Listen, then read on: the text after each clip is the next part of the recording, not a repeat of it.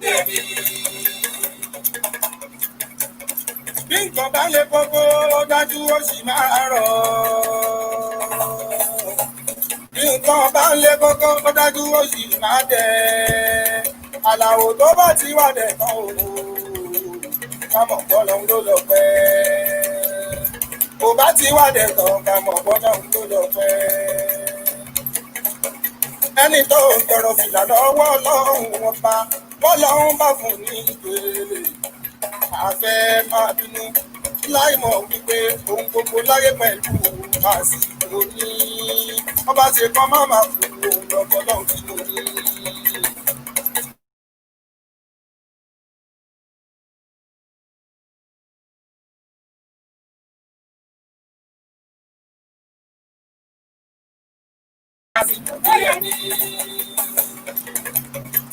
Àpẹ́sì ọ̀la máa wí káyé ó pọ́kúnlé torí pé ìgbìyànjú mi lọ́lọ́wọ́n bá jẹ́ kó bọ́ sí ṣíṣe. Torí bá gbé o bá gbìyànjú iṣu wọn ò ní ta. Ìtiraka ọjọ́ sí kúnlé láti dé nìyàn. Eré màdòjọ Àlàó lójú ẹlẹ́gàn àmọ́ aláṣẹ yọrí tóun láyé máa yìí wọ́n máa kíkú iṣẹ́. Eré ọmọ owó Amẹ́ríkà. Eré bí eré ọmọ owó Amẹ́ríkà. Ìrìnàjò mi d'Amẹ́ríkà ọmọ sásìkò tó yẹ kí. Ìrìnàjò mi d'Amẹ́ríkà ọmọ sásìkò tó yẹ kí. Ìrìnàjò mi sí Canada ọmọ sásìkò tó yẹ kí. Tọ́ba ti ń fẹ́ mi ìmoore. Àfihàn sọ́ba tó ní wá. Bàbá mi ìmoore káfíhàn sẹ́yìn àwọn tọ́lá láti ṣe ní lóore.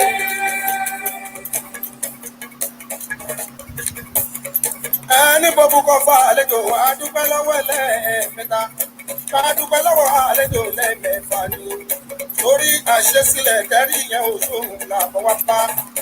Ọmọ oko tó ń torí ẹ̀pẹ́ tilẹ̀ ó jẹ́jẹ́ sí ìwé ni mo jẹ. Bàbá ti fẹ́ ní ìmoore ọ̀sán bọ́láhùn tó ní wá. Bàbá fẹ́ ní ìmoore bàbí wọ́n ṣe nìyẹn àwọn tó lọ́wọ́ láti ṣe ní lóore.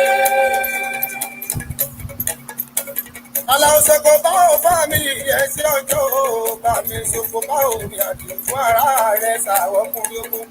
Ẹ bá ń dúpẹ́ lọ́wọ́ Ṣọlá mi ò kàn kèé ní ìsá. Ṣọlá ọmọ wọn ní ìbòkíà. Tó yá ọmọ wọn ní bókì lẹ́kùn. Ọmọ bàtàrí wò náà. Ọkọ Bọ́lá ṣàlẹ́ mi lè kí kété. Bàbá Ayọ̀ méjì pọ̀. Iyọ̀ bàbá láti ọmọ lè rí ilé ọ̀ṣẹ́. Iyọ̀ láró òun kẹ́mi oṣù òkè o. Mi ò gbàgbé Láìdé ní ìṣẹ̀lẹ̀ Bẹ́fádé Chicago. Fọ́ọ̀mà promoter wọ́n ṣe wá lóore gidi gan. Wọ́n lórí ìbáṣà Bẹ́fádé Maryland. Àwọn Àlàó ní dọ́kítọ̀ ló lórí ìrè òye gbà wálé. Mi ò gbàgbé Adéwuyì mi o. Káfíńtì promoter tó gbé mi dá Atlanta. Àlàó ní ibẹ̀ ni ó mo ti rí Túndé ọmọdé lọ́dún ọmọ ìyá aláṣọ lẹ́gbà lágbè. Ìyẹn ni Túndé sí ìyẹn náà. Ọ̀rẹ́ mi Túndé.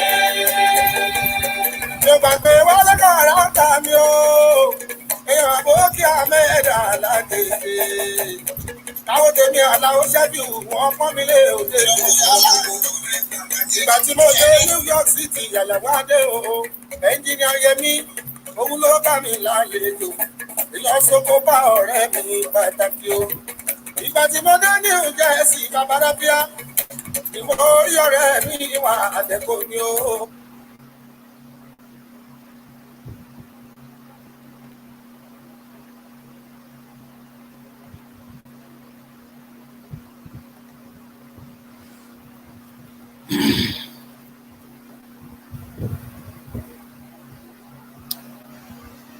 All right. May peace and power elevation be to all of you. This your girl Tiffany. I'm here live in effect right here on StreamYard, both on Facebook and YouTube channel. So if you are on StreamYard and on Facebook, please, if you are on YouTube, I'm sorry, please make sure you subscribe and like this channel and share it. And also, if you're on Facebook, make sure you go ahead and share this page as well. So tonight's topic, I'm gonna do something that's very unusual, that's very interesting, and I'm going to speak on the topic about consciousness. So it's always easy to talk about consciousness from a very subjective point of view, right? From a very from a philosophical point of view, as far as what is one's thought of what consciousness is, right? But how about do we know it from a scientific level? Have we actually studied the science of consciousness? Do we know what consciousness really is? Is there a mystery behind consciousness? Many of us have questions because we use the term consciousness so loosely, especially when it comes down to like a term such as conscious community. But do we actually understand what it means to be conscious?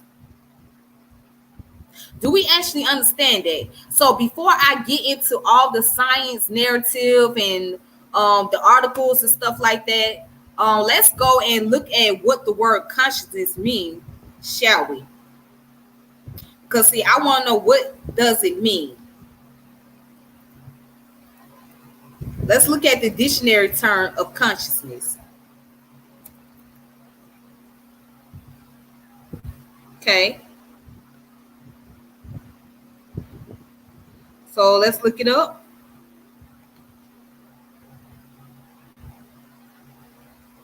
We're going online to look up what does let's see, let's look up Merriam-Webster. Merriam-Webster.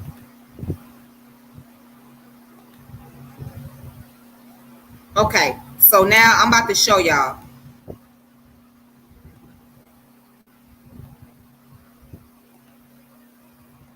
Okay. So let's see. I hope you guys can see that. Okay, so there it goes. Consciousness.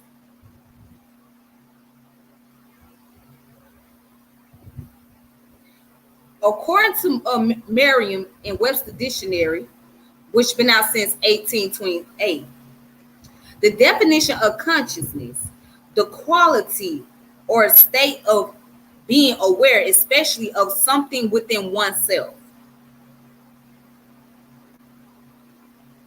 The state or fact of being conscious of an external object, state, or fact. Awareness, especially concern for social or political cause, such as social consciousness. The state of being characterized by sensation, emotion, volition, and thought, mind.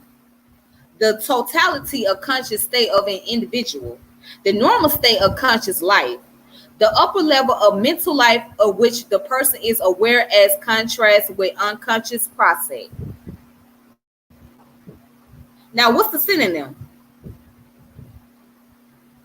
Here we go. Advertence, attention, awareness, cognizant, ear, eye, heed, knowledge, mindfulness, note, notice, observant, observation. All right, so as you guys can see, that's the dictionary version of consciousness.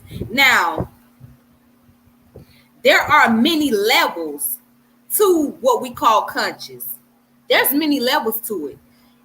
Again, there's spiritual levels, there is social levels, right? There's political levels, and there's a science level. So tonight, what I want to deal with, it's going to be mostly the scientific level of consciousness, okay? And I'm going to use some articles as far as like the most recent one, and the ones that has been done in the past. And also, I'm going to use a little bit of articles that come from a spiritual point of view that deals with spirituality. And of course, I got some books here. All right, I got one book. It's called Power versus Force, which is the hidden detriment of humans' behavior, which is written by David R. Hawkins. I had this book for a long time. And this one is called Quantum Physics for Beginners, which is written by Brad Olson.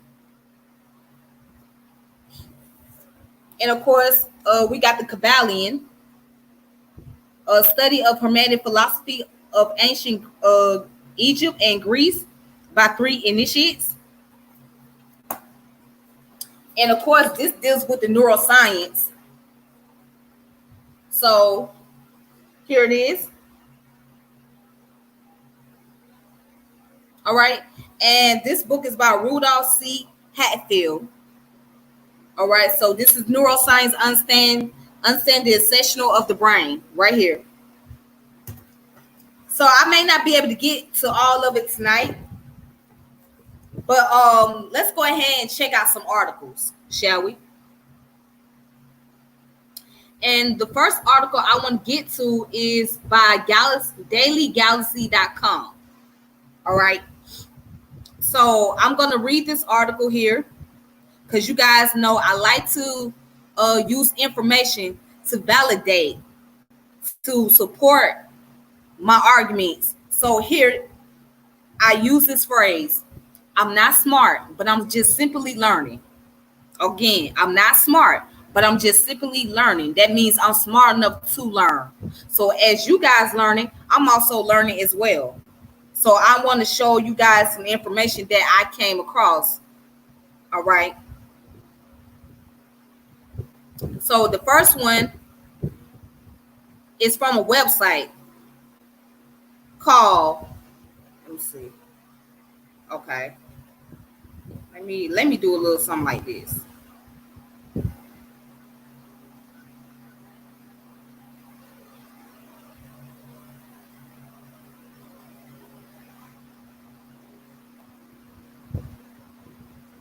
Okay.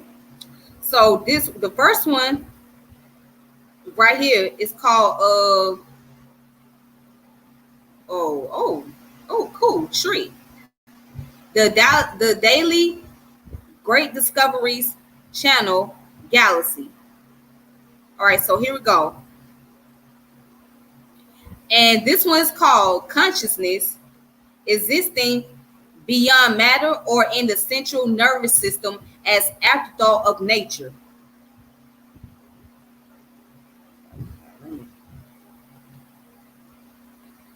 I'm trying to get this off here, you guys. All right, there we go. And then it comes with a question. I'm gonna highlight this. It says, does human consciousness separate from matter, or is it embodied in the body, a critical player in anything that has to do with mind? We are not thinking machines that feel, rather, we are feeling machines that think. Answer neuroscience Antonio Damasio, who pioneered the field of embodied consciousness, the bodily origins of our sense of self. We may smile and the dog may wag the tail, but in essence, he says we have a set program, and those programs are similar across individuals in the species. There is no such thing as a disembodied mind. Now,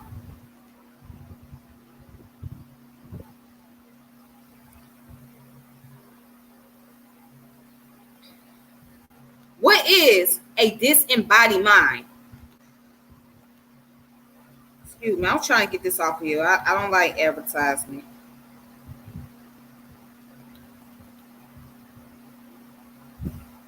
All right, so let's look up what they mean by disembodied mind.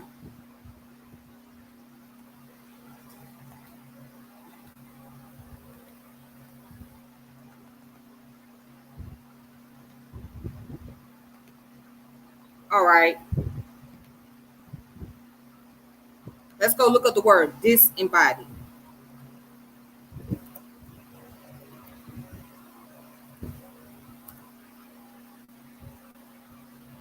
All right, here it is. The word disembodied means separated from or existing without the body. Now,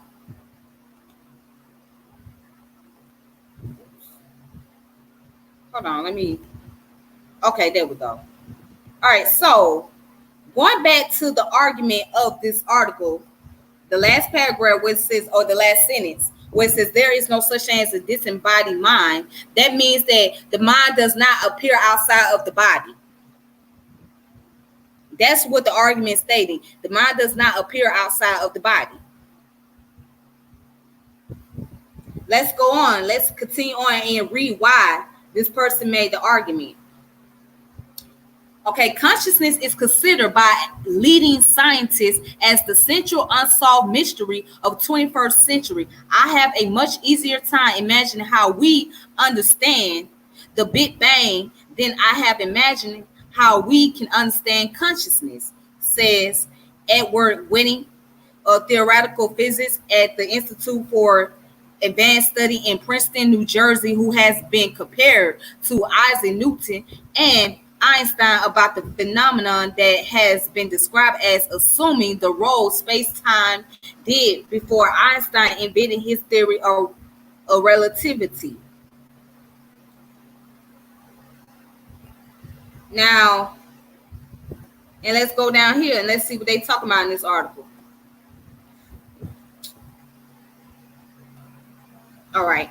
It said some scientists have asked how can we be sure that the source of consciousness lies within our bodies at all? One particular is mystical ideas, writes astrophysicist Paul Davies in The Demon in the Machine. Is that flashes of mathematical inspiration can occur by the mathematician's mind somehow breaking through into a Platonic realm of mathematical forms and relationships that not only lies beyond the brain but beyond space and time altogether. That sounds interesting. And then it goes on right here where it says the English astronomer Fred Hoyle, famous for his rejection of the Big Bang theory, suggests an even more radical hypothesis, and quantum effects in the human brain leaves open the possibility of a super intelligence in the cosmic future using a subtle but well-known backwards in time property of quantum mechanics in order to steer scientific process. So let's stop right there. So the question is, do we really know what consciousness is? Because you got some scientists that believe that the consciousness goes beyond outside of the body. And you have those that believe that the consciousness does not go outside of it, but it's inside. So where does consciousness lay? Can it be a combination of both in the body and outside the body? Can it be? What if it was a possibility? What if it was a possibility that the mind was outside of the body and inside the not the mind, the consciousness was outside of the body and inside the mind? What if there was a combination?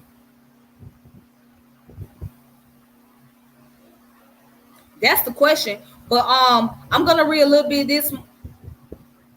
I'm gonna read a little bit of this some more, and then I'm gonna go to the next articles. All right. So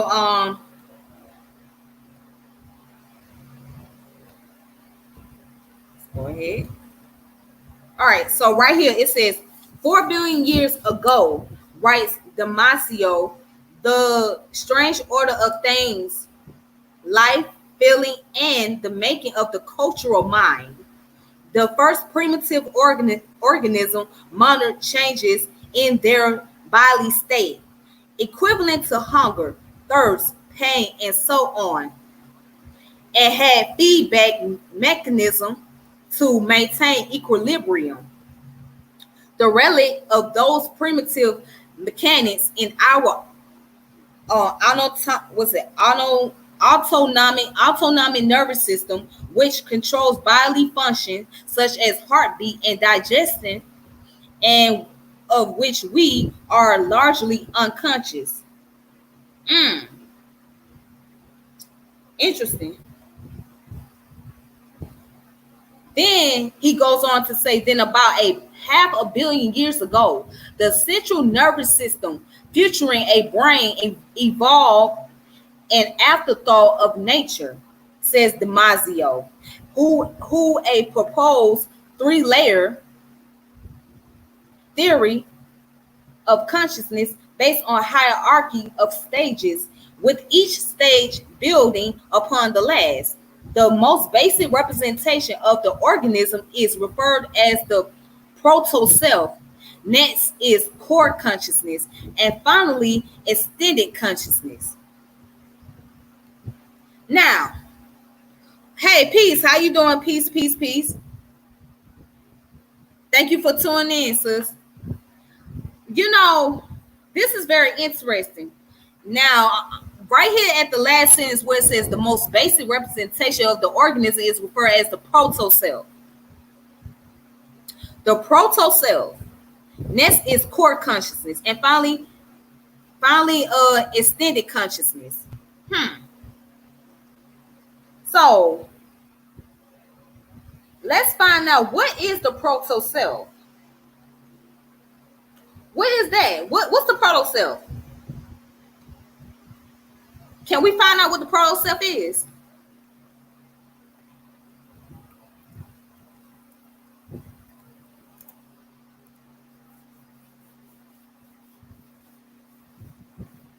Okay, so let's see.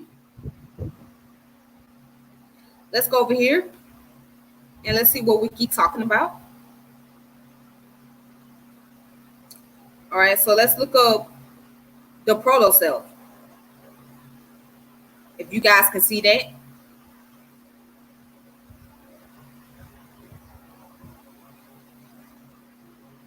All right, so right here, according to Wiki, and we on the Wikipedia where it said Damasio theory of consciousness. All right, so let's see how they explain what the proto-self is. Proto-self, our most basic representation of self as Damasio does it, is the proto-self, a non-conscious state. This level of self is shared by many species. This is the most basic level of awareness, signified by a collection of neural patterns that are representative of the body's internal state. The function of this self is constantly detect and record moment by moment the internal physical changes that affect the homeostasis. And what is homeostasis? In biology, homeostasis is the state of steady internal physical and chemical condition maintained by living system. That's what it is. So the homeostasis of the organism. Proto-self does not represent a traditional sense of self. Rather, it is a pure conscious state in which provides a reference for the core self and autobiographical self to build from. As Damasio put it, proto-self is a coherent collection of neural patterns which map moment by moment the state of the physical structure of the organism. All right. So the proto-self is what the very beginning stage of self, right? It's the basic representation of self. So it's like that pre-consciousness. So you don't fully get into your conscious state, but you're on that pre-conscious level, right? You're at that beginning level. And so let's go ahead and read a little bit more about what the proto-self is. Check this out. And it says multiple brain areas are required for the protoself to function, namely the hypothalamus, which controls the general homeostasis of the organism, the brainstem, which nuclei map body signals, and the insular cortex, whose function is linked to emotion. These brains, these brain areas work together to keep up with the constant process of collecting neural patterns to map the current status of the body's responses to environmental changes. The proto-self does not require language in order to function. Moreover, it is a direct report of one's experience. So I hope you guys can hear me good. Give me one moment.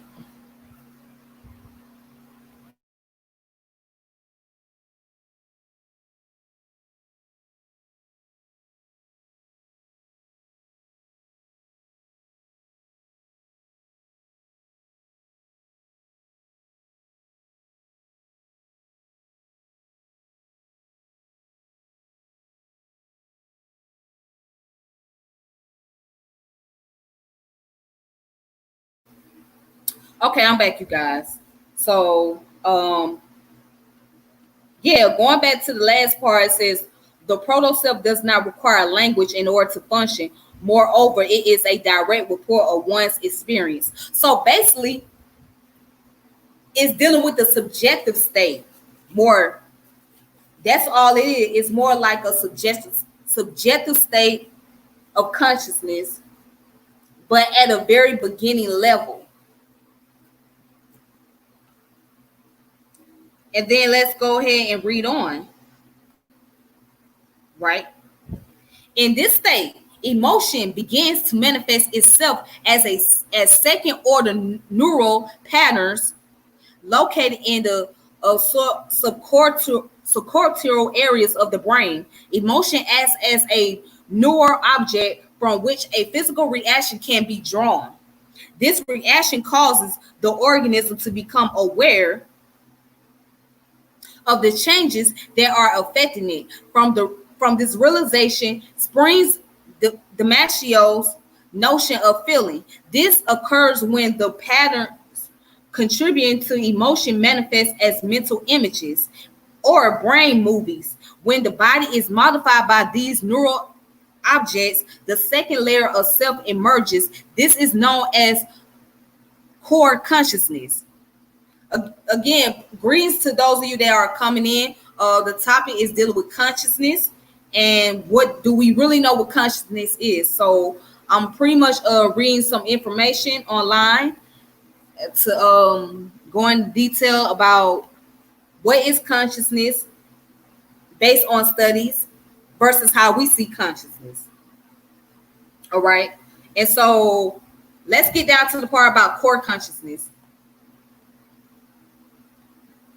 All right, so check this out right here. It says core consciousness. Sufficiently more involved is the second layer of Damascio's theory, core consciousness. This emergent process occurs when an organism becomes consciously aware of feelings associated with changes occurring in its internal bodily state. It is able to recognize that its thoughts are its own and that they are formulated in its own perspective. It develops a momentary sense of self as the brain continuously builds representative images based on communication received from the proto-self. This level of consciousness is not exclusive to human beings and remains consistent and stable throughout the lifetime of the organism. The image is a result of mental patterns which are caused by interaction with internal and external stimulus. A relationship is established between the organism and the object it is observing as the brain continuously creates images to represent the organism experience of qualia. So now see, that's very deep. That's very deep.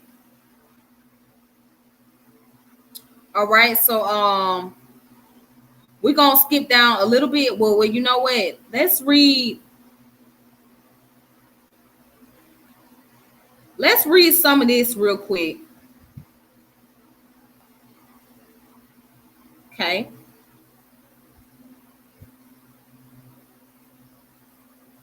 Yeah, let's read some of this real quick. All right. Damasio definition of emotion is that of an unconscious reaction to any internal and external stimulus which activates neural pattern in the brain. Feeling emerges as a still unconscious state which simply senses the changes affecting the proto self due to the emotional state. These patterns develop into mental images when then flow into the organism awareness. Put simply, consciousness is the feeling of knowing a feeling. Let's read that part again. Consciousness is the feeling of knowing a feeling. Does that sound familiar? Does that sound familiar? When we say, I got a feeling that something might happen, or I got a feeling that this was going to take place, or something done told me. That's what is describing in the conscious state. That you having this feeling, or you might have this intuition. Ladies, we might have an intuition that we might feel something, or something is telling us something, or pointing a sign to us, right? Anyways, let's get back to the point. When the organism becomes aware of the feeling that is bodily state, proto self, it's being affected by its experience and response to emotion, core consciousness is born.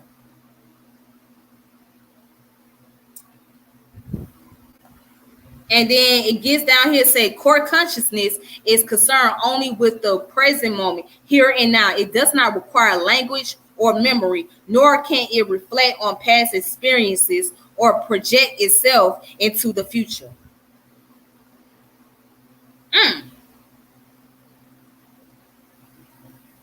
Now, isn't that deep?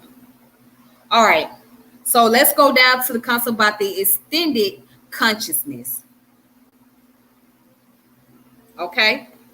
And then we're going to go back to the article. When consciousness moves beyond the here and now, the Damasio third and final layer emerges as extended consciousness. This level could not exist without its predecessor, and unlike them, requires a vast use of conventional memory. Therefore, an injury to a person's memory center can cause damage to their extended consciousness without hurting the other layers. The autobiographical self draws on memory of past experiences, which involves use of higher thoughts. Now, let's say, for example, I understand this part right here. Because let's say, for example, where you go into a traumatic state, something happens, and all of a sudden, that incident that happened to you right there at that present moment, you start having flashback. You start thinking about that traumatic incident. So that incident that happened to you right there in the moment puts you in the mind, or reflects back to what happened to you in the past. It reflects back to what happened, and it reminds you of what that person done did, or the individual that done it before this current individual or the current situation occurred, right? So you dealing with a flashback. But check this out. Let's continue. This autobiographical layer of self is developed gradually over time. Working memory is necessary for an extensive display of items to be recalled and referenced. Linguistics area of the brain are activated to enhance the organism experience. However, contrary to the language of thought hypothesis, language is not necessarily required. So that's dealing with the theory of consciousness.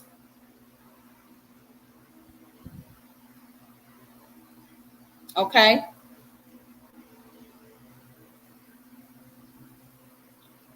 So let's read a little bit more and then we're going to get out this article. All right.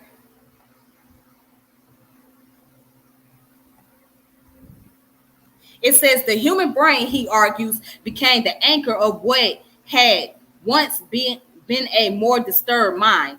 Changes in bodily state were projected onto the brain and experienced as emotions or drives. The emotion of fear, say, or the drive to eat. Subjectivity evolved later again, he argues.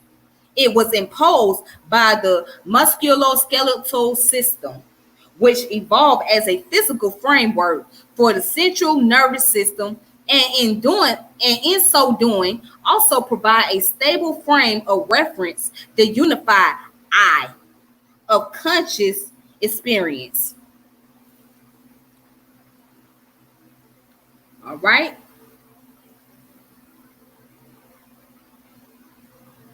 Hmm. This seems to be interesting right here. Ultimate mystery of the universe. Human consciousness. We're like Neanderthals trying to understand astronomy. Okay, I'll look back into that later. That's interesting. All right, so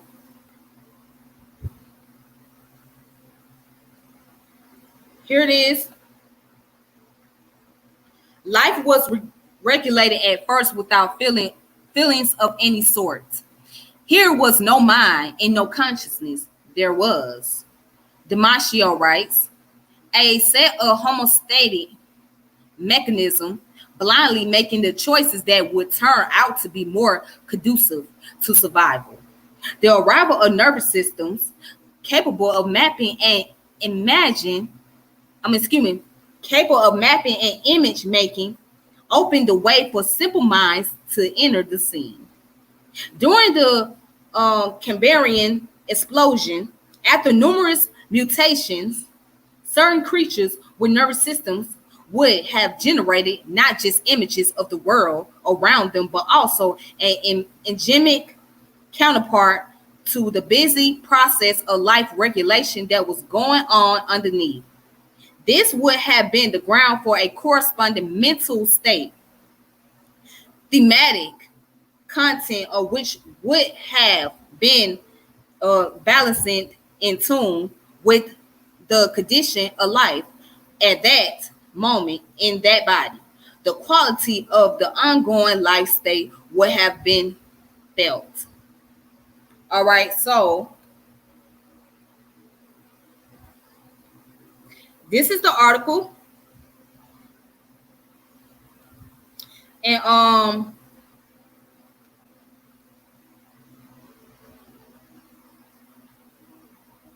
it's very interesting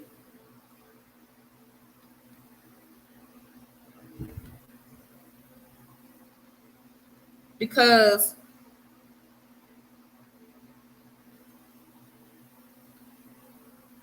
and we're going to read about this one about the new theory of brain organization take aim at the mystery of consciousness. All right, so that's a very interesting article. What is my thought on the theory of consciousness? I think that is more profound.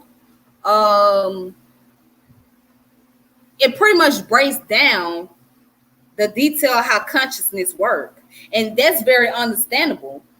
And it makes a lot more sense. Now, I'm not saying that is absolute, because again, it's still an ongoing mystery, and it's still people still asking questions. But that theory, to me, is more logical, because you understand that there's a pre-existing level of consciousness, meaning the basic level. Then you got the second stage of consciousness, which that goes from the proto self to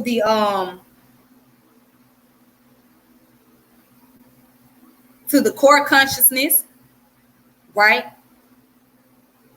And then you go from the core to the extended level of the consciousness.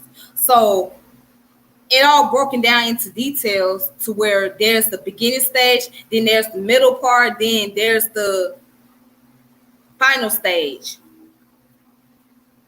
And that's the way I understood it. All right, so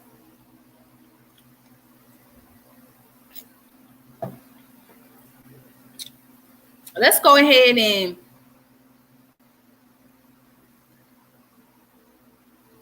let's go ahead and check out this article real fast. What time is it? 12:13. Okay, so I'm only gonna be on here for about maybe an hour and 15 minutes. Let's look at this article. All right, so this one is called "The Theory of Brain Organization Takes Aim at Mystery of Consciousness," and this is coming from neurosciencenews.com, right? And this was written on October 27th, 2019.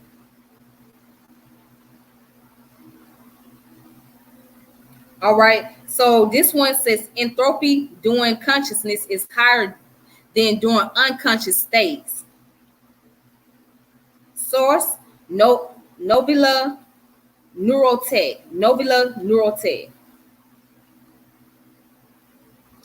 All right, so I guess that's the primary source website. So right here, it says consciousness is one of the brain's most enigmatic mysteries. Consciousness is one of the brain's most enigmatic mysteries. That means that it's very confusing or it's very difficult to figure out. That's what they're saying. So consciousness is very difficult to figure out at the point. So that's why so many people come up with the theories behind it. Anyways, a new theory inspired by thermodynamics takes a high level perspective of how neural networks in the brain transiently organize to give rise to memories, thoughts, and consciousness. Now, again, this was written back in 2019, October 27th of 2019. All right, so here it is. The key to awareness is the ebb and flow of energy. When neurons functionally tag together to support information processing, their activity patterns synchronize like ocean waves. This process inherently guided by thermodynamic principles, which, like an invisible hand, promotes neural connections that favors conscious awareness. The rupture in this process breaks down communication between neural networks, giving rise to neurological disorders such as epilepsy, autism, and schizophrenia. All right. By using thermodynamic principles such as energy gradients, dissipation, and approach to equilibrium, we have a way to start comprehending and characterizing how, quote unquote, mental things happen and how they sometimes deviate towards neuropathological states, said study author Dr. Jose L. Perez Velasquez, affiliated with the Ronny Institute in Montclair, New Jersey. All right. Here it goes right here. So it says energy states as a guiding principle. All right, so let's read this part. Scientists have long hypothesized that consciousness arises from the coordinate activities among neurons, widely spread across the brain. One framework, the global workspace theory, posits that some brain regions integrate information over space and time across a large number of connected brain areas, resulting in data that is globally available for diverse process such as memory, attention, and language. Another hypothesis, the integrated information theory, believes that consciousness is the result of heavily interconnected brain, the degree of which can be quantified. A degree that which can be quantified. So let's find out more.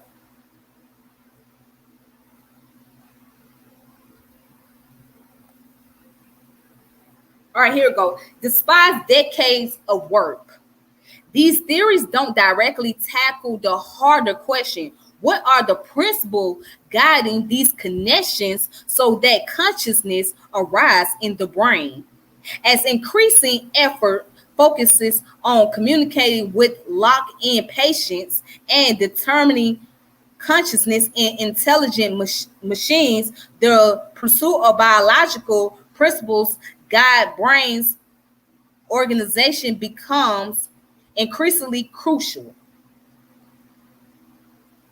Mm.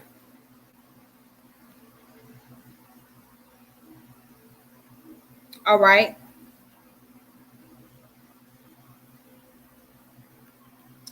So let's get down to here. The new work combines classical physics, especially some laws of thermodynamics, with modern recordings of neural activity to paint a general framework of how changes in free energy, the amount of energy available inside a system, helps temporarily synchronize the activity in neural networks. So that is a lot of process of how consciousness work, right? Mm. I know it's a lot of stuff that I'm reading. I know it's a lot of information. Let's get down to here. And it says, during conscious state, the brain has to actively integrate and segregate information from different senses and so consume more energy than when unconscious. Using available neural recordings from human participants during wakefulness, sleep, coma, and seizure, each consider a brain was a microstate.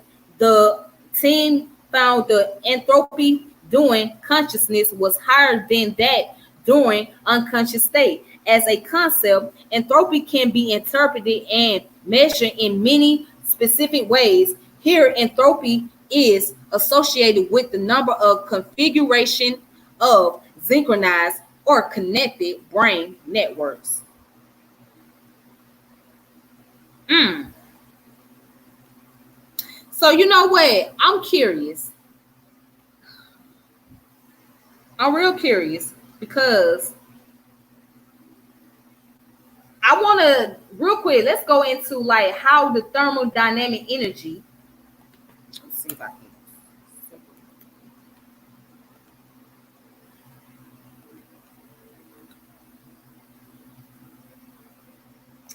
Let's look up.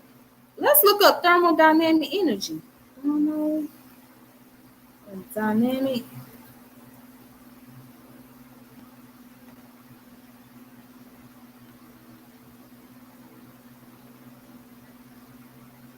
All right, so let's look up thermodynamic energy, right? Or thermodynamics. Because as you can see, the article was speaking on that. All right, here it goes.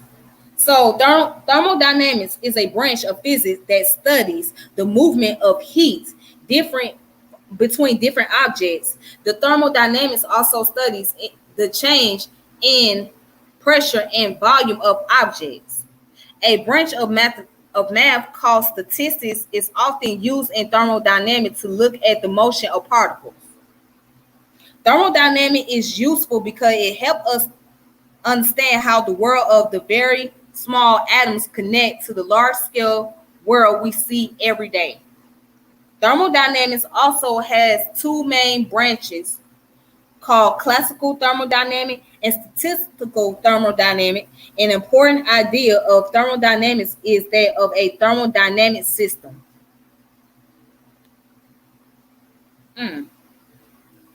Classical thermodynamics and statistical thermodynamics. Okay.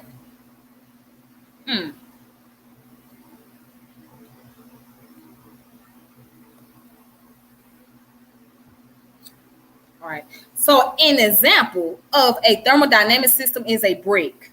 A brick is made of many atoms which all have their own properties. All thermodynamic systems have two kinds of properties: extensive and intensive. Extensive and intensive. For the brick, the extensive properties are the ones you get by adding up all the atoms.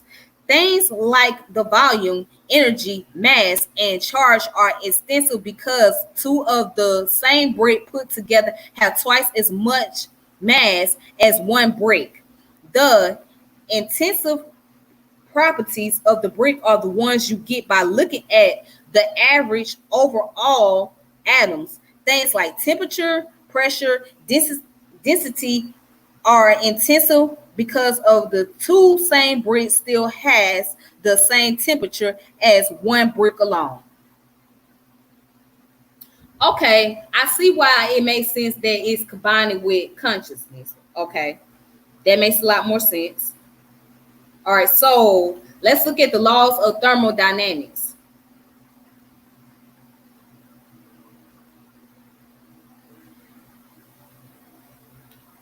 Um, hmm.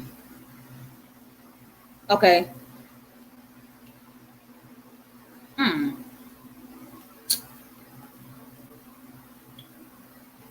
There are four laws of thermodynamics that says how energy can be moved between two objects in the form of heat. This one right here says a zero law of thermodynamics. If two systems have equal heat flow back and forth and one of the two systems has equal heat flow back and forth with another system, all three systems have equal heat flow with each other. I think we get somewhere. And the first law of thermodynamics, an increase in energy in a system is the same as the energy given to a system in the form of heat or work. Energy cannot be created or destroyed, only changed. The amount of energy given to a system is the same amount of energy taken from the surroundings. Now, that sounds familiar, right? The law of conversion of energy. Remember learning that back in school. Excuse me.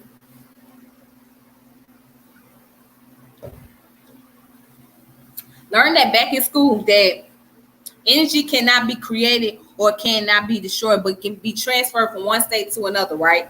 It sounds very familiar. But this is what it is.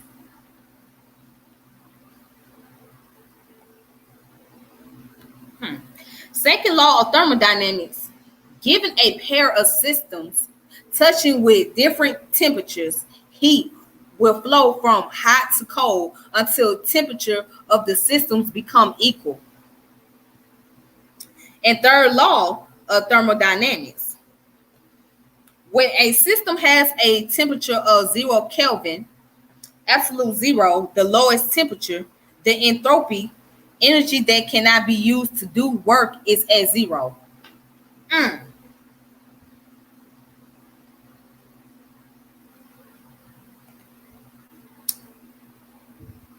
That's pretty deep. That's pretty deep information. So now I can see why thermodynamic is combined with consciousness, because you're looking at the particles, right? You're dealing with the atoms, and not only you dealing with the atoms, but you're dealing with how energy is flowing from one state to another, how you go from a potential state to more of an active state, meaning that you go into the state of what they call unconsciousness or sleep, to a state of being consciously aware, to being, awake or being a wide awake. So that makes more sense now. But this thermodynamic energy is dealing with more chemistry type of stuff. But it makes sense why it's talked about in neuroscience too. Because that's how they describing the state of consciousness, from being in that potential state, right, to that kinetic state, or being in that state of awakening. I hope that makes sense. Again, I'm not smart. I'm just simply learning. So I'm just trying to gain the knowledge just like everybody else. All right. Let's see. Okay, I probably got like 20 more minutes left. Let me speed it on up.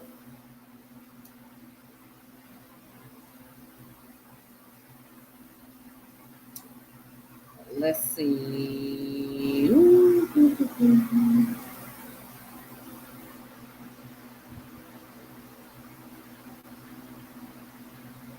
Yep. All right. Okay, my bad. Here we go. All right, so check this out. It says energy is dissipated as more neurons become connected. Say Perez, Velasquez, and colleagues.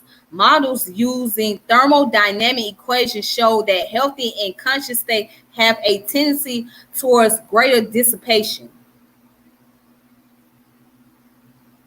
However, it is not just about how much free energy is in the brain.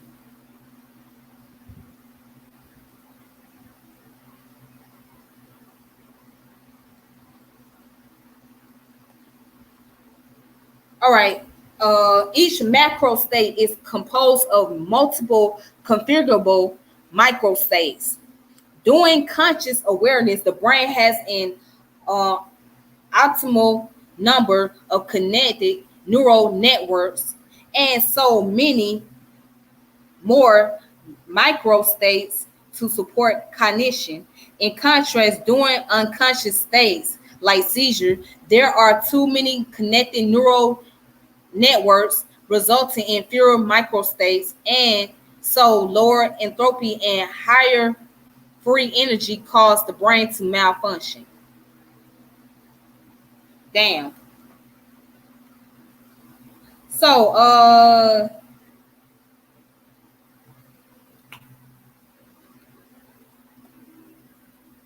here it is, and it says to maintain healthy brain states, then it's not about the total amount of energy in the brain, but rather in how the energy is organized.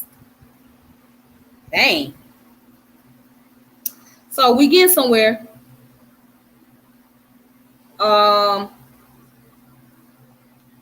Let's go ahead and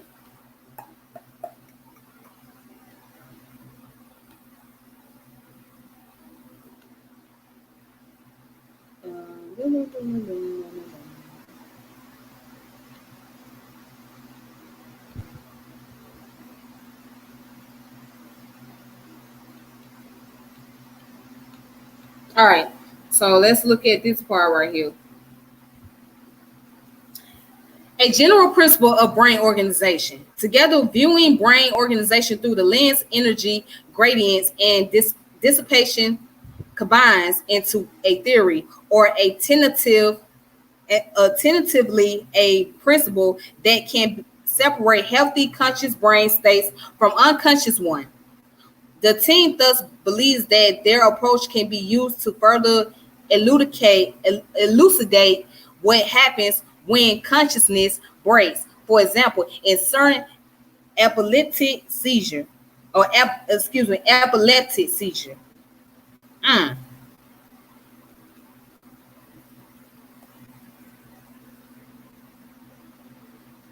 All right, and then it goes on to talk about how there was interpretation of about the normal brain activity and how it can transition into the abnormal state, and about the neurons and its hyperactivity. And then it goes on about the brain settles on a state that is too stable. This idea agrees with a previous interpretation of consciousness detailed in the brain behavior continuum, the subtle transition between sanity and insanity. Wow. Wow. Wow. Wow. Wow. So again, if you guys want to check this out, you can look up neurosciencenews.com, a very good source, very good website. So I'm not going to read all of that. What's good, Julius? How you doing? Peace, peace, peace. How you doing? Peace to the chat, to the panel. Thank you guys for tuning in. All right. So if you guys want to look up more information, you can look it up on neuroscience.com. And the other website was thedailygalaxy.com as well. So also I'm gonna read this one last article, right? And then what I'm gonna do after that, I'm gonna read about my reality. And then maybe I will do a part 2 of this because yeah, I'll be sitting up here for a long time, be trying to get through all this, and I can't do it. So I'm gonna make this my last article. Then I'm gonna read about my reality, which happens to be one of my personal favorites. But anyways, ooh, excuse me.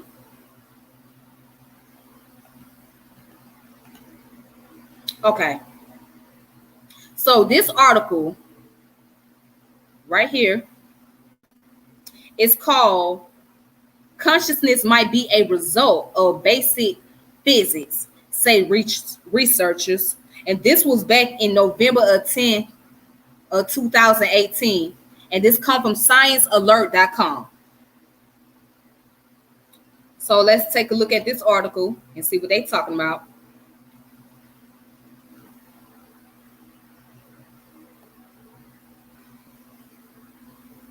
All right. Why is my awareness here while yours is over there?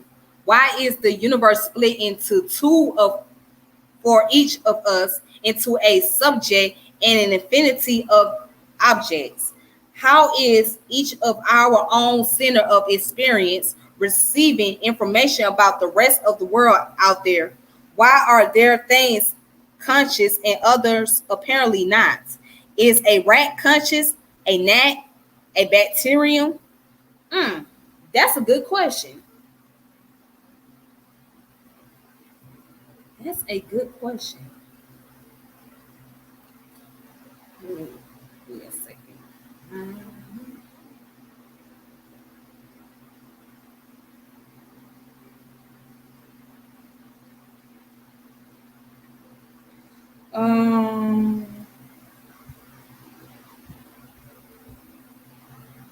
Okay. My bad, you guys. I'm back. Yeah, that's a good question, though. I like that question in this article.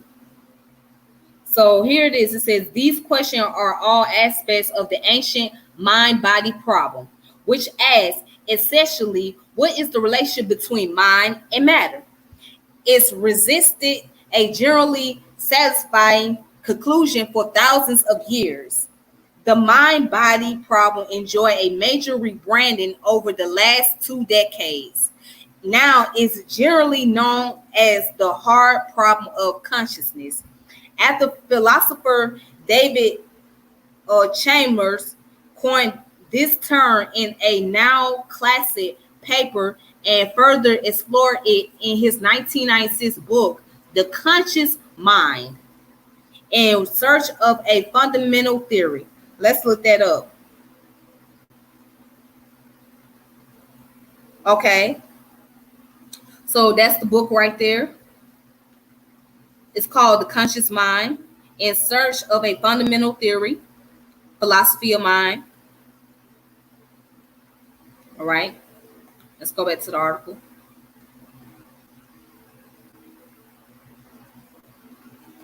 And it says here, Chalmers thought the mind body problem should be called hard in comparison to what, with tongue in cheek, he called the easy problems of neuroscience. How do neurons and the brain work at the physical level? Of course they're not actually easy at all.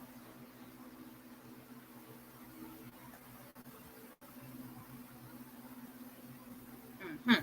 But his point was that they're relatively easy compared to truly difficult problem of explaining how consciousness relates to matter. Over the last decade, my colleague, University of California, Santa Barbara psychologist, Professor Jonathan Schooler, and I have developed what we call a resonant theory of consciousness. A resonant theory of consciousness. We're going to look that up real fast once I get done reading this part. We suggest that resonant, another word for synchronized vibration, is at the heart of not only human consciousness, but also animal consciousness and of physical reality more generally. It sounds like something the hippies might have dreamed up. It's all vibration, man, but stick with me. All right, so let's look up the resonant theory of consciousness. Okay, so that's the research. It's called was kicking the psychophysical laws in gear, a new approach to combination problem. Hmm. Okay, so let's see what they're talking about right here. A new approach to hard problems of consciousness. The eons old mind body problems is proposed, inspired by Whitehead of blah blah blah. I define a simple subject as the fundamental unit of matter and of consciousness. Simple subjects are inherently experiential, albeit in highly rudimentary matter compared to human consciousness. Okay, so it's not really giving me the full detailed information. So, and you got to download the text if you want to read it. All right, so okay, that doesn't really help me much. Okay. Anyways, well, I'll look that up later. But let's go down to the part that says all about vibration. All right, so all things in our universe are constantly in motion, vibrating. Even objects that appear to be stationary are in fact vibrating, uh, oscillating, resonating at various frequencies. Resonant is a type of motion characterized by oscillation between two states, and ultimately, all matter is just vibration of various underlying fields. So, as such, at every scale, all of nature vibrates. Something interesting happens when different vibrating things come together. They will often start after a little while to vibrate together at the same frequency. They sync up sometimes in ways that can seem mysterious. This is described as the phenomenon of spontaneous self-organization. Mm. All right. So I'm gonna okay, so I'm gonna go ahead and let's see.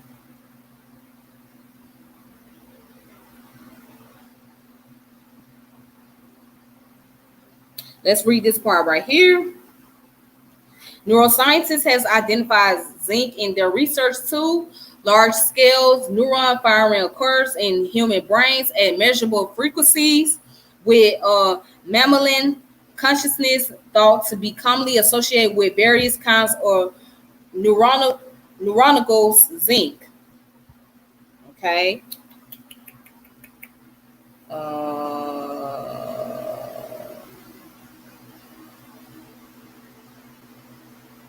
Let's see. What is the three types?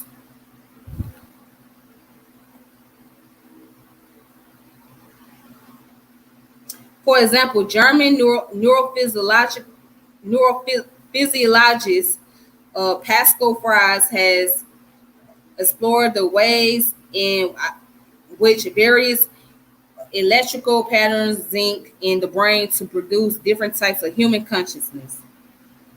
Okay, so here's three types: gamma, beta, and theta waves. These labels refer to the speed of electrical um, oscillation in the brain, measured by electrodes placed on the outside of the skull. Somebody said something about the electrodes in my comment section on Facebook. That's interesting. Um, okay, so let's see what they're talking about. Group of neurons produce these oscillations as they use electrochemical impulses to communicate with each other. It's the speed and voltage of these signals that, when average, produce EEG waves can be measured as signature cycles per second. Gamma waves are associated with large scales, coordinate activities like perception, meditation, or focused consciousness. Beta with maximal brain activity or arousal. And theta with relaxation or daydreaming. Hmm. Let's read that again. Let's read these parts right here again. Let's read that again. Gamma waves are associated with large scales coordinated activities like perception, meditation, or focused consciousness. Beta with maximal brain activity or arousal. And theta with relaxation or daydreaming. Okay.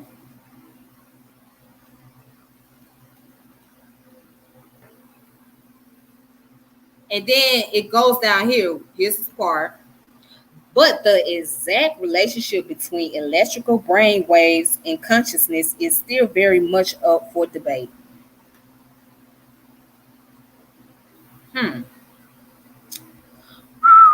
Okay. So real quick, we're gonna read this little part right here, which is the a resonant theory of consciousness.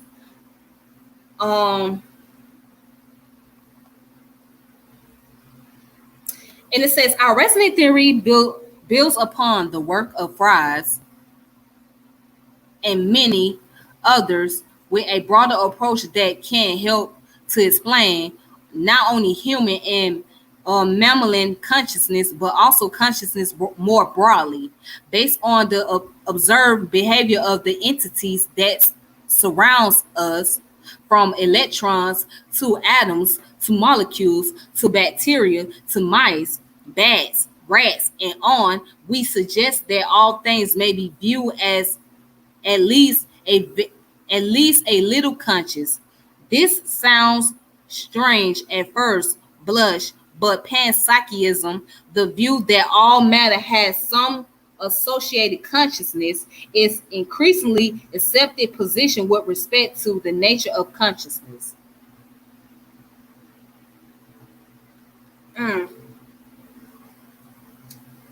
All right, so let's read this last three part. The panpsychist argues that consciousness did not emerge at some point during evolution. Rather, it always associated with matter and vice versa. There's two sides of the same coin. So, wait a minute. If consciousness did not process during evolution, if consciousness did not emerge during the point of evolution, then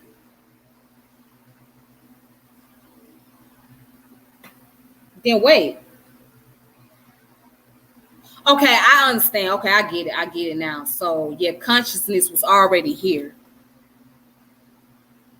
But that same consciousness that's from the outside was able to operate within. Or maybe I'm misunderstanding that paragraph. Hold on, let me read that paragraph again. The panpsychist argues that consciousness did not emerge at some point during evolution.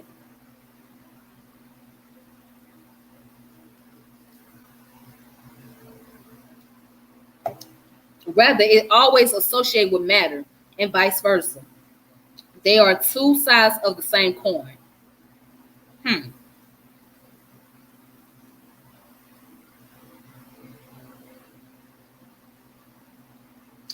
I have MP3s that help triggers those brain waves.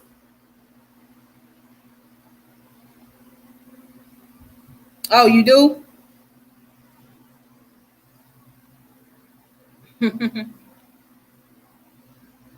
Wow.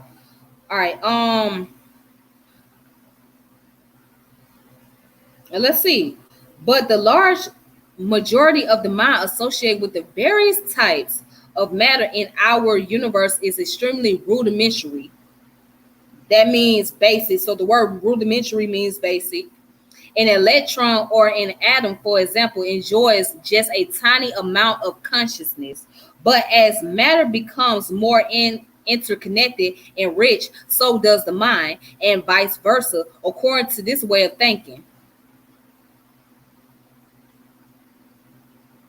Mm, okay.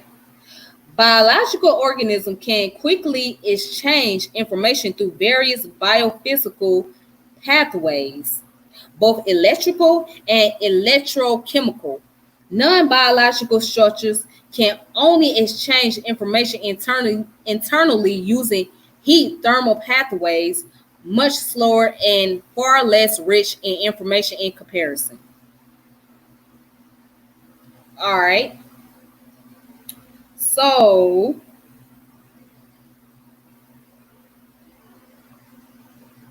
let's start right there. Um,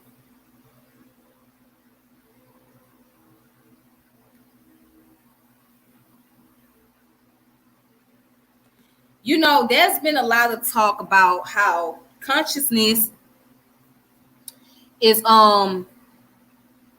it has some form of relation with physics, especially with quantum physics,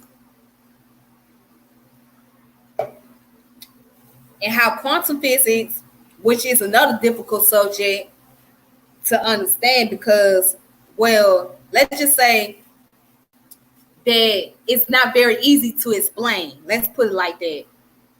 Quantum physics is not a very easy subject to explain. Even to this day, I'm still trying to gain trying to understand it from a basic level, and trying to understand how, like, I do get the fact that the atoms and the particles, the photon, the neutron, the electron, and the protons, etc., and electromagnetic energy. Okay, I got that part understood, but it's really hard to like really gain the whole thorough knowledge of quantum physics, um, especially in combination of consciousness, because you really have to go into the science of physics and understand the physicality of things before you can actually explain something that is considered as a mystery as we speak. So I want to get to this last one right here. And some of you may have heard of it, some of you may not be familiar with it. Let's go ahead and see if we can zoom in.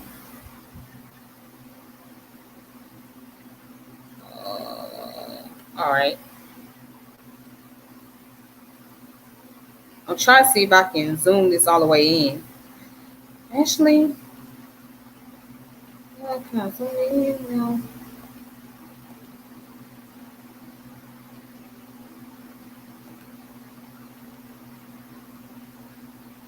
Okay, well, maybe not.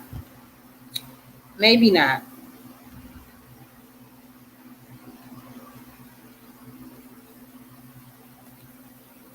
All right. So this happened to be one of my little favorite books to read. This is my personal favorite.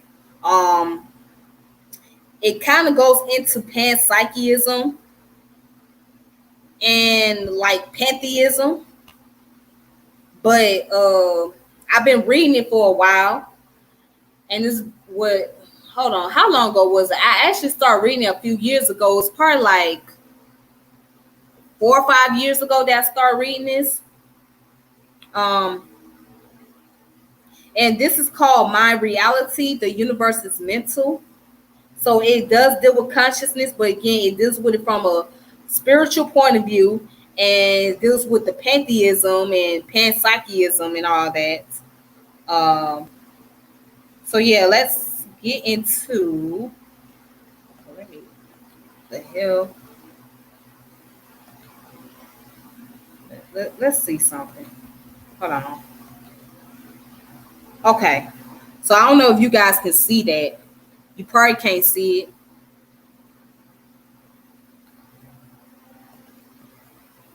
All right. Hopefully y'all can see it. All right, there we go. So this is my reality. And that's the introduction. And it says, my reality contains universal secrets that govern every area of life and reality. You are about to receive knowledge of the most powerful kind. Knowing all of these things will enable you to see the world in code like the Matrix. All right.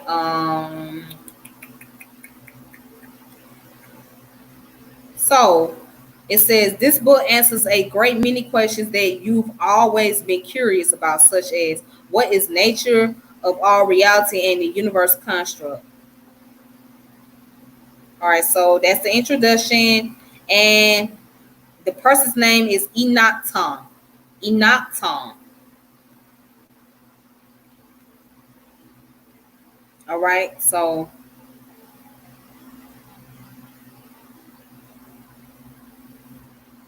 there it goes.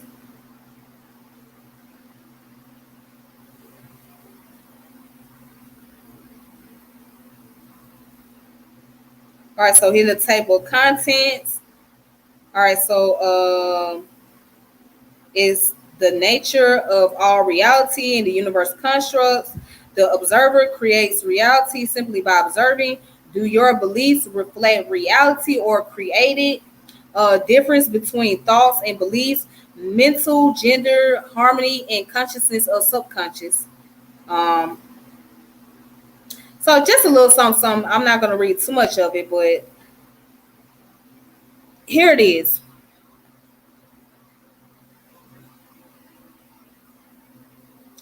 So it says, the nature of all reality, the universal construct.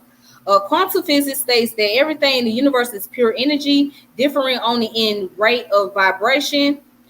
We must understand that all things exist as energy, even beyond the ordinary physical dimension to realm where current scientific instruments cannot measure its rates of vibration. All things exist as energy from the lowest rate of vibration, the densest physical condensate of matter, all the way to the highest rate of vibration in the universe. The source, God, the entire universe is a single super spectrum of universal energy. Let's see, it goes down here and say some people have the perspective that the physical universe of matter and energy was created and therefore may be destroyed. Information is uncreated and therefore indestructible and eternal. The Bible says that in the beginning was the Word, and the Word was with God, and the Word was God. The Word is information. Hence, the concept of X, Y, and Z, parameters of reality, matter, energy, and information, DNA, universal code, intelligent design. But Einstein say that energy can neither be created nor destroyed. It is merely converted from one form to another. The universal equation E equals mc squared does not mean matter is converted energy. It means matter is energy. Mm. I already got that book, The Dark Light Consciousness. I have that book, and that's written by Edward Bynum, right? I already got that book by Edward Bynum. And I read part of that book, Ancient Future by Wayne Chandler. I already read part of that book. But yeah, I got that book, Dark Light Consciousness by Dr. Edwin Bynum. Actually, I liked that book though, and I have to go back and reread it again because it's been a while. So yeah, I already got those. I already got that book. Let's see what they're talking about here.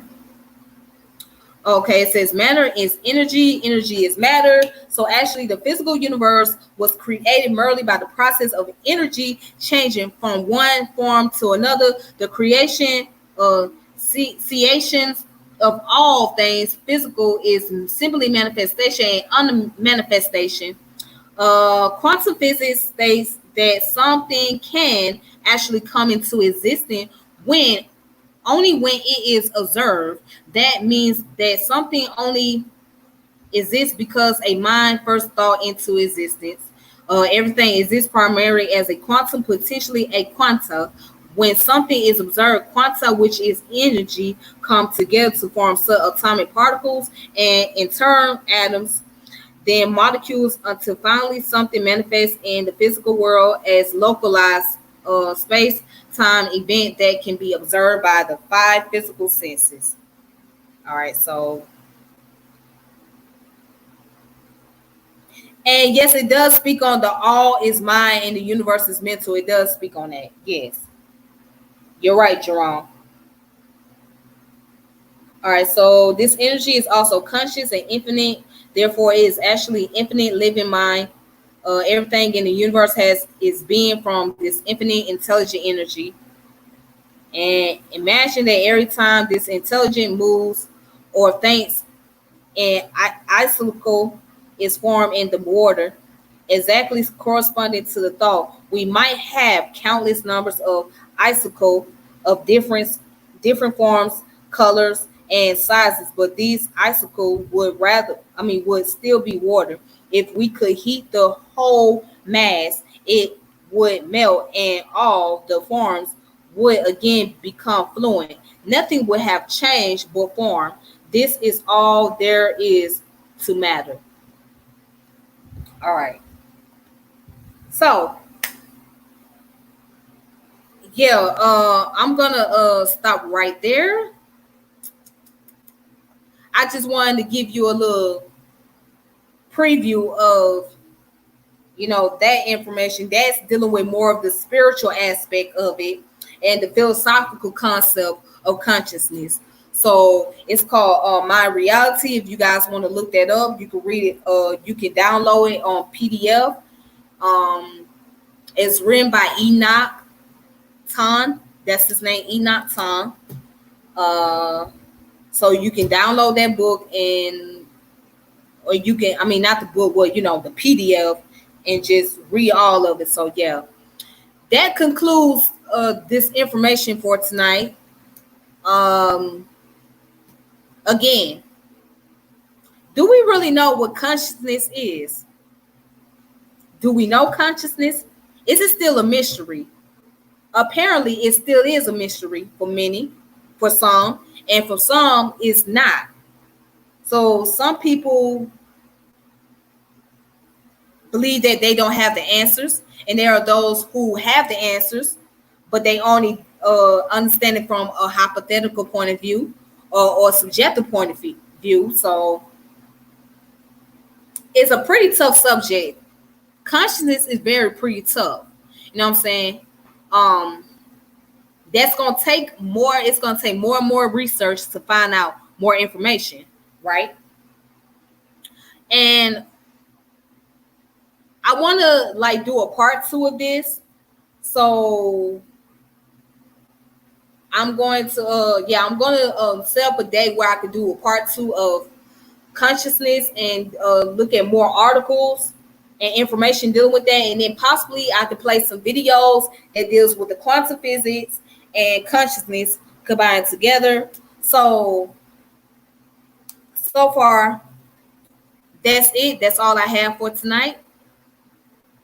And I hope you guys have a wonderful evening or wherever you are in the world. So I appreciate you watching. And if you are on the YouTube channel, you can subscribe to this channel and share and hit the notification bell. If you are on Facebook, make sure that you share this video and we'll go from there. All right. Until then, until next time, may peace and power elevation be to all of you. Thank you for watching, and I will talk to you guys later. So, deuces. All right. Take it easy.